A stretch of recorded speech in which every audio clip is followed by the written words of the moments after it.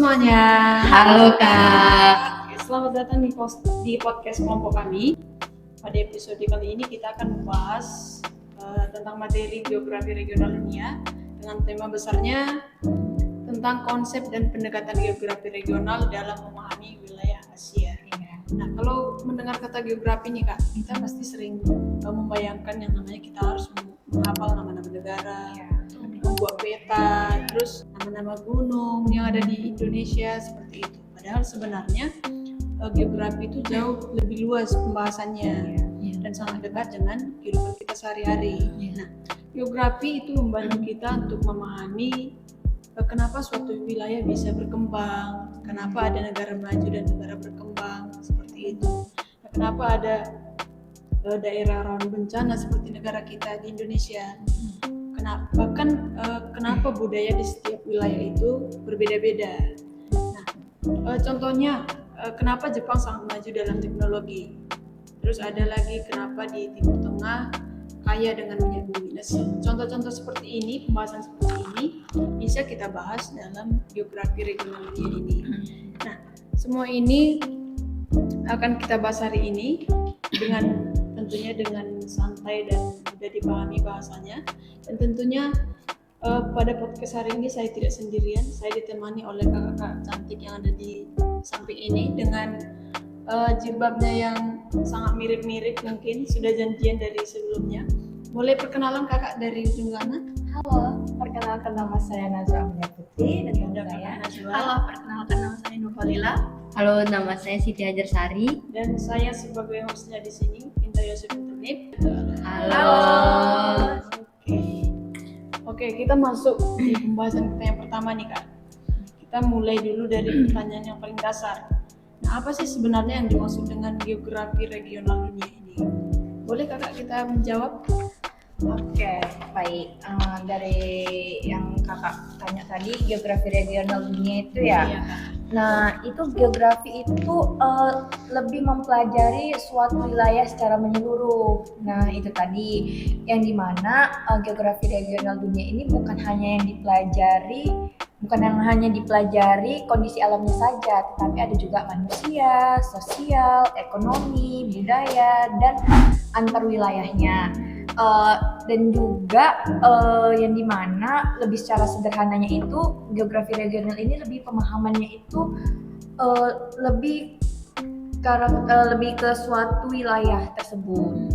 Berarti dari penjelasan kakak ini bisa kita simpulkan bahwa berarti di setiap wilayah yang ada di dunia ini punya karakter yang berbeda-beda, ya kan Kak? Ya, betul sekali Kak. Nah, itu contohnya itu kayak misalkan kita nih memiliki banyak gunung api ya. Kayak kita sekarang ini kan tinggal di Medan. Nah, gunung api di Medan itu kayak ada gunung api Sibaya, Sinabung, yang dimana itu ada berada di jalur cincin api dunia tadi tuh. Ring of Fire ya, Kak. Iya, benar sekali Kak. Nah, kalau sedangkan nih ya, di daerah Timur Tengah kayak seperti di Arab Saudi ya, yang dimana itu kan gurun pasir ya, seperti yang dimana tuh karena kondisi iklimnya itu kering.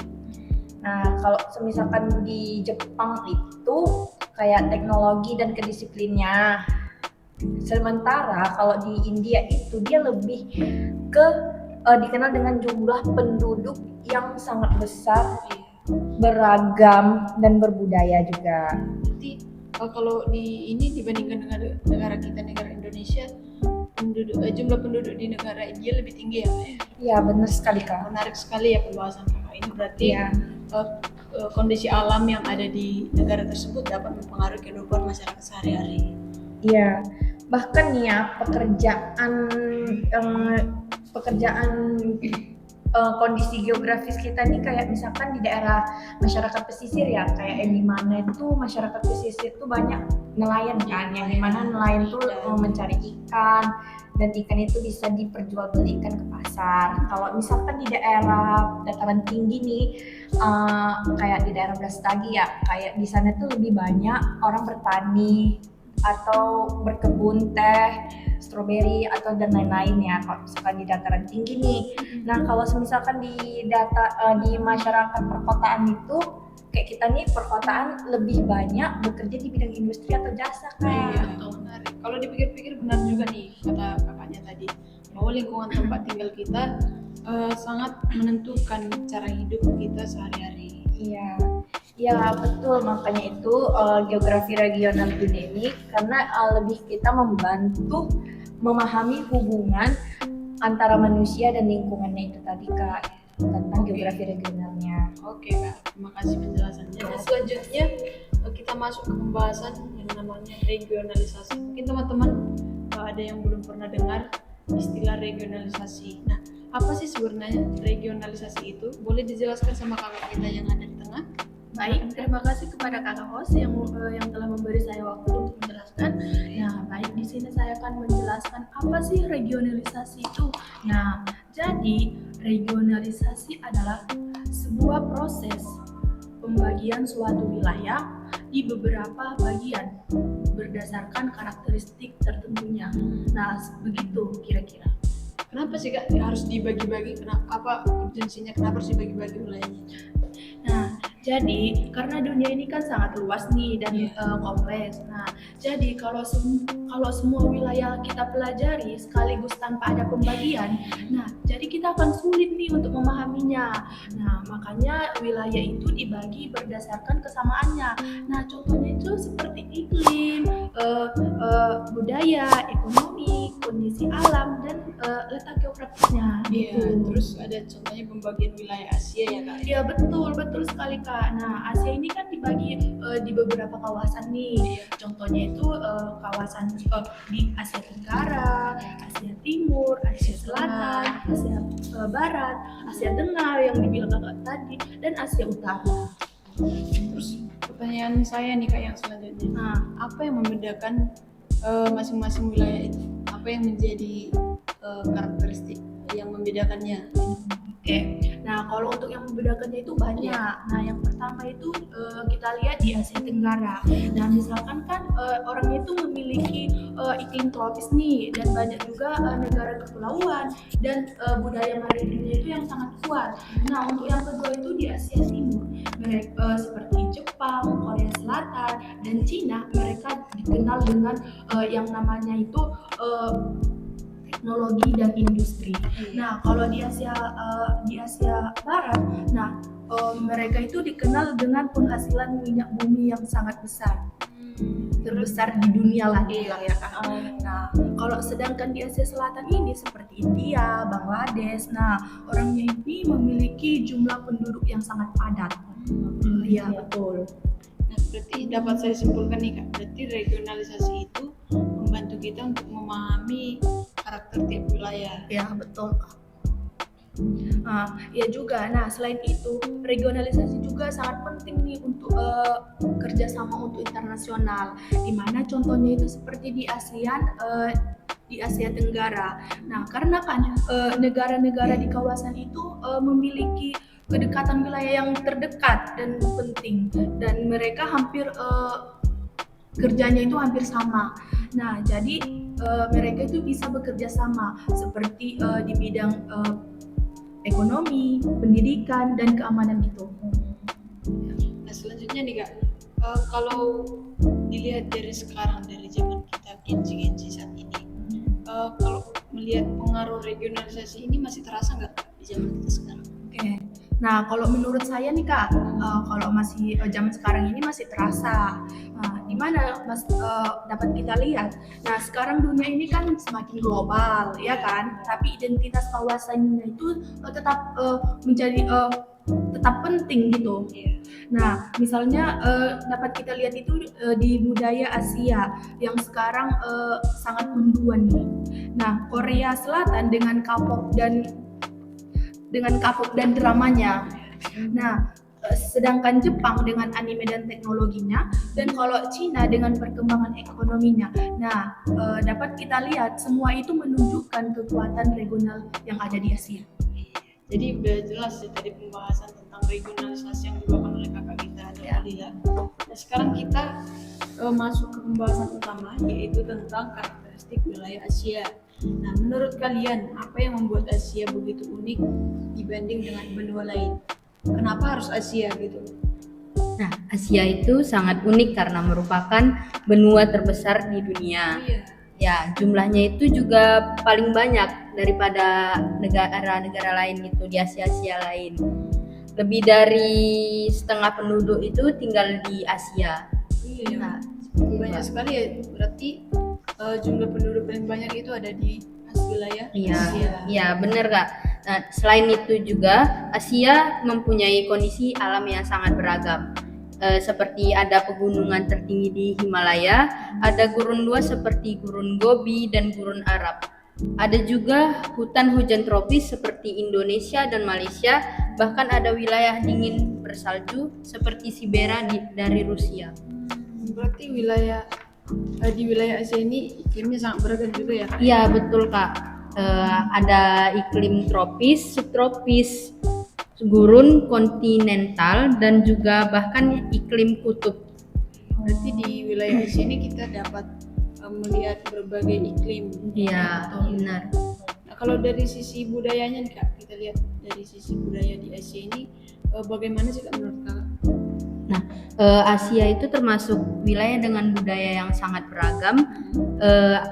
Terus ada juga banyak agama besar yang lahir di Asia seperti agama Islam, Hindu, Buddha, Kristen dan Konghucu.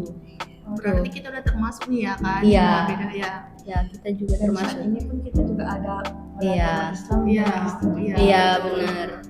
Makanya ternyata saya pernah dengar bahwa Asia itu sebagai pusat peradaban dunia, ya kan Kak? Iya, betul Kak. Banyak peradaban besar berkembang di Asia sejak ribuan tahun lalu. Contohnya ada peradaban Mesopotamia, peradaban Cina, peradaban India, dan peradaban Islam. Nah kalau kita lihat dari sisi ekonominya nih Kak, bagaimana perkembangan ekonomi yang ada di Asia saat ini?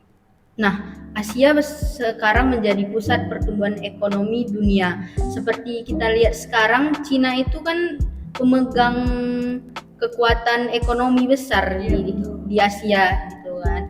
Di Medan juga termasuk. Nah, Jepang dan Korea Selatan maju dalam teknologi, Singapura menjadi pusat perdagangan internasional, sedangkan negara-negara Asia Tenggara berkembang di pusat bidang industri dan pariwisatanya.